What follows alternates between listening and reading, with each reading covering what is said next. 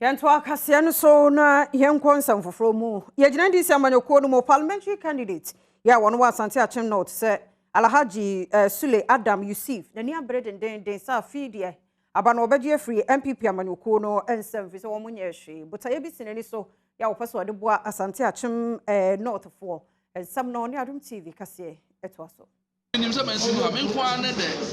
Legitimate parliamentary candidate Asante Akyem North. Niakabia na illegal parliamentary candidate. Because who say Grophobia to about constituency. Then so Omanya candidate I want to near easy say or no never contested.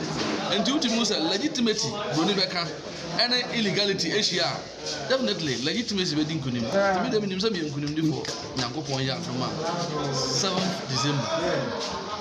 Adianchi.